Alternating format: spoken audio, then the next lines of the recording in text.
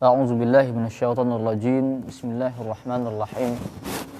الحمد لله الذي أرسل رسوله بالهدى ودين الحق ليظهره على الدين كله وكفى بالله شهيدا. أشهد أن لا إله إلا الله وأشهد أن محمدا عبده ورسوله لا نبي بعده. اللهم صل وسلم وبارك وكرم وعظم ومجد على رسول الله سيدنا ومولانا محمد وعلى آله وأصحابه رسول الله أجمعين.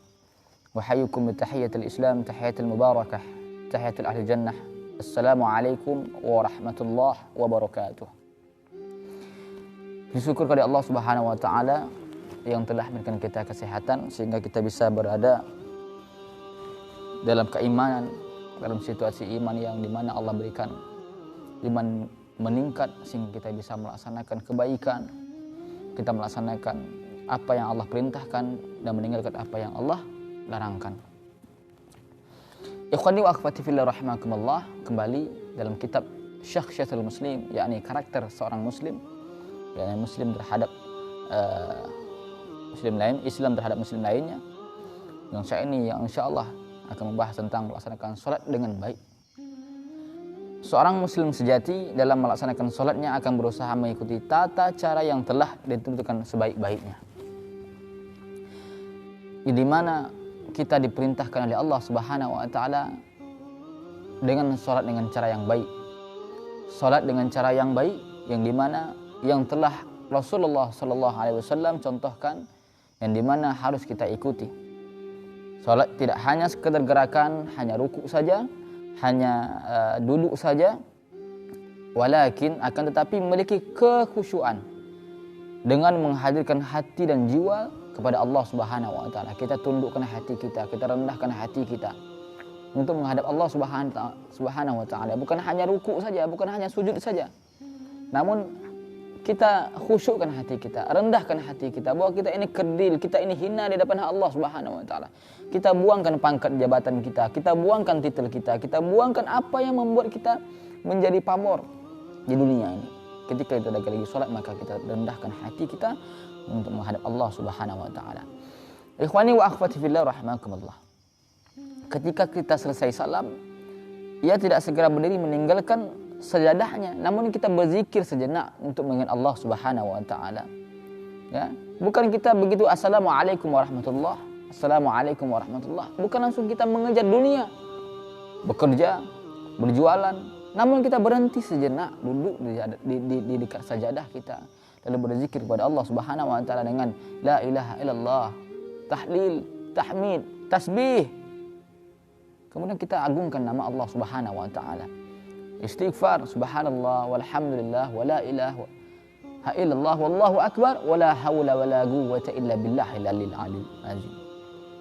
Kemudian kita tadahkan tangan kita kepada Allah Subhanahu. Pinta apa yang kita inginkan.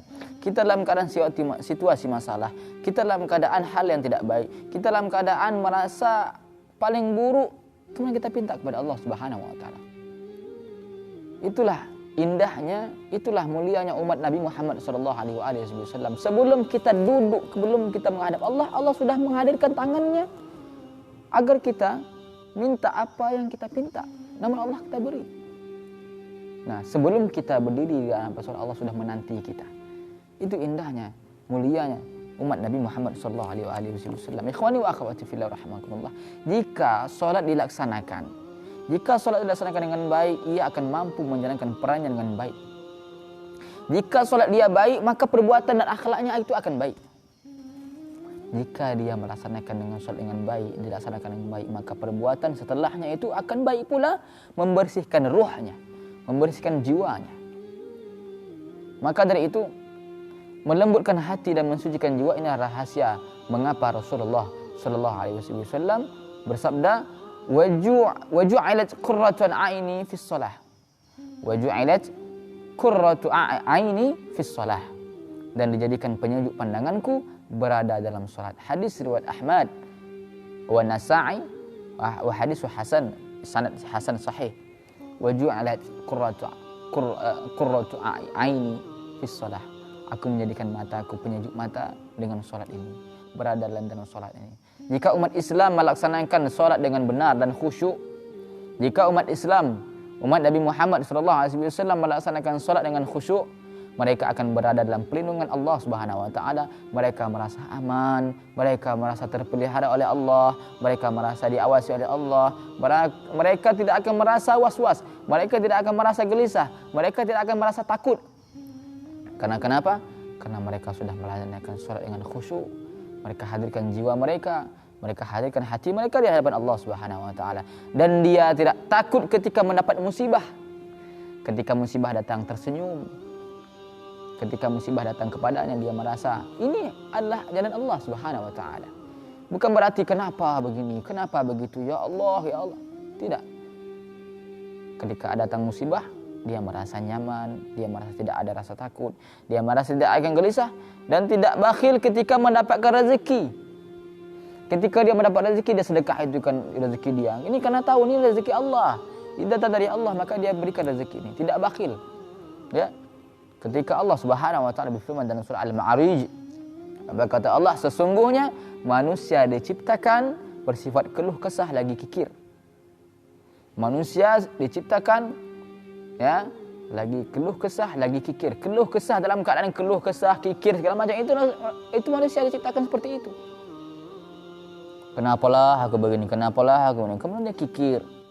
Apabila ia ditimpa musibah, apabila dia ditimpa kesusahan, ia berkeluh kesah. Nah, sesungguhnya manusia diciptakan seperti itu. Dan apabila ia mendapatkan kebaikan, mendapat rezeki, dia kikir. Illa, kecuali orang-orang yang mengerjakan sholat. Kalau orang mengerjakan sholat dengan khusyuk, dengan benar, maka dia akan dijauhkan dengan seperti ini. Sesungguhnya manusia itu diciptakan dengan keadaan keluh kesah dan lagi kikir. Dia mendapatkan kebaikan, dia mendapat rezeki, ya, dia bakhil.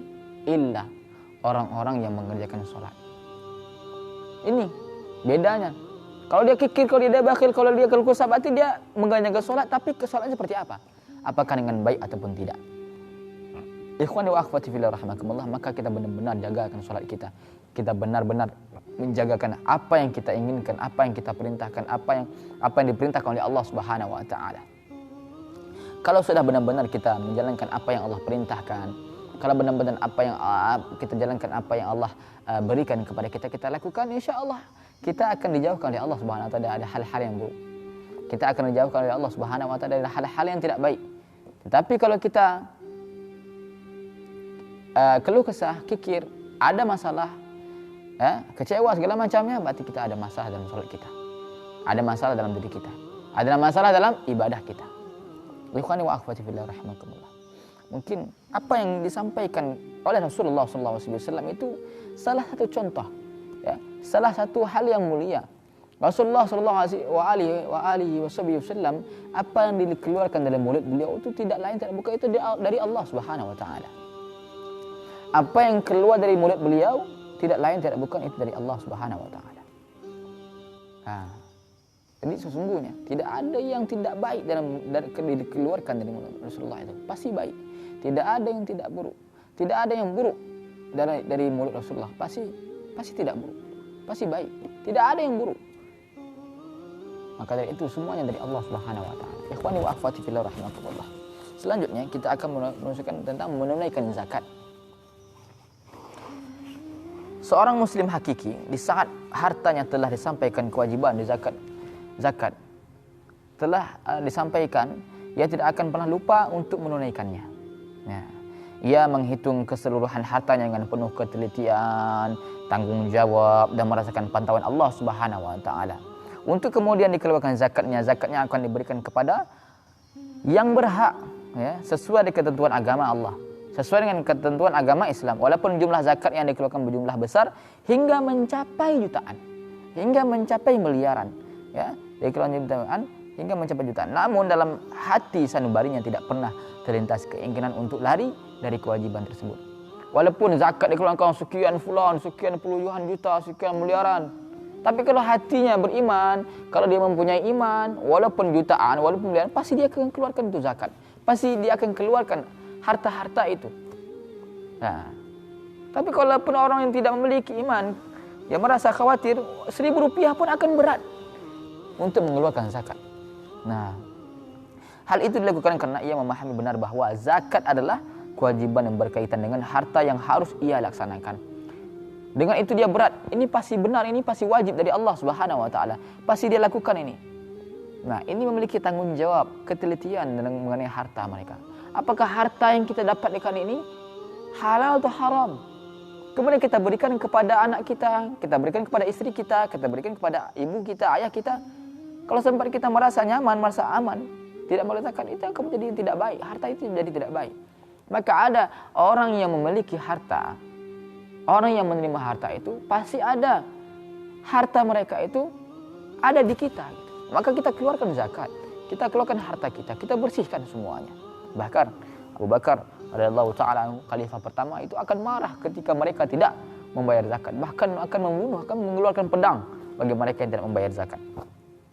Nah, perlu kita ingatkan bahwa agama Islam menetapkan hukuman petang, agama Islam ini menetapkan hukuman perang dan murtad keluar dari agama Islam bagi mereka yang tidak membayar zakat, bagi mereka yang tidak mau membayar zakat. Itu akan dikumandangkan perang, murtad mereka, bagi mereka yang tidak mau membayar zakat.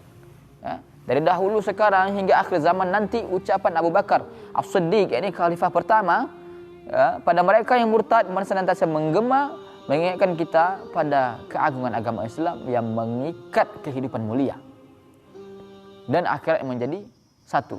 Apa kata Abu Bakar? Wallahi la uqatilanna man farraqa baina as-salati waz-zakah.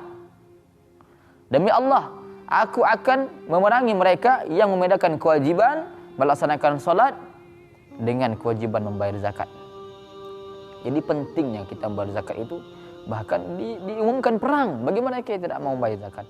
Diumumkan murtad bagi mereka yang tidak mau membayar zakat. Pentingnya. Sungguh Abu Bakar telah menyatakan sumpah yang tidak main-main.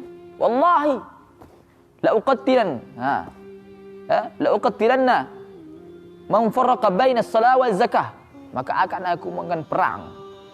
Aku akan memerangi mereka bagi mereka tidak membayar zakat, bagi mereka yang membedakan kewajiban salat dengan kewajiban bayar zakat. Beda katanya begini, tidak bersama. Abu Bakar mengumumkan perang, akan memerangi mereka. Kemudian sekaligus menunjukkan adanya ikatan yang kuat antara solat dan zakat dalam menata bangunan Islam yang kokoh. Pemahaman ini ia dapatkan di saat melihat banyak sekali ayat Al-Quran yang menyebutkan antara solat dan zakat memiliki hubungan yang sangat erat. Seperti dalam surah Al-Ma'idah menyatakan yang mendirikan solat dan menunaikan zakat. Itu kata surah Al-Maidah. Al-Baqarah menyatakan 43 menyatakan surah Al-Baqarah ayat 43 menyatakan dan dirikanlah salat, tunaikanlah zakat. Wa iqamus shalah wa itaz zakah. Al-Baqarah ayat 277 menyatakan mendirikan salat dan menunaikan zakat. Itu pentingnya kita melaksanakan zakat, pentingnya kita membayar zakat. Yang pertama tadi, salat dengan baik. Jika solat dia baik, maka dia akan baik. Sesungguhnya manusia itu diciptakan dengan keadaan keluh kesah. Ketika ada musibah dia keluh kesah dan kikir. Maka kecuali orang-orang yang mengerjakan solat, yang selanjutnya zakat. Mereka yang tidak mau membayar zakat itu akan diumumkan perang. Bahkan apa kata Abu Bakar As-Siddiq, wallahi la uqattilanna man farraqa baina az-zakah was-salah, baina as-salah waz-zakah. Maka demi Allah, aku akan memerangi mereka yang dimana mereka membedakan solat dengan zakat. Bahkan murtad bagi mereka yang tidak membayar zakat. Tapi kalau orang memiliki keimanan, mau puluhan juta, maupun miliaran, mau triliun, kalau sudah zakat dikeluarkan, ya keluar sekian rupiah. Wallahu a'lam, mungkin kita bisa dipahami, hati kita bisa tenang apa yang kita lakukan yang telah Rasulullah SAW sampaikan kepada kita, perbuatkan, kita akan tenang. Kita tidak akan merasa gelisah, kita tidak akan merasa tidak nyaman, pasti nyaman. Maka dari itu laksanakan apa yang Allah perintahkan, tinggalkan apa yang Allah larangkan. Wallahu a'lam. Subhanakallah bihamdika asyhadu an la ilaha illa anta astaghfiruka wa atubu ilaik. Assalamualaikum warahmatullahi wabarakatuh.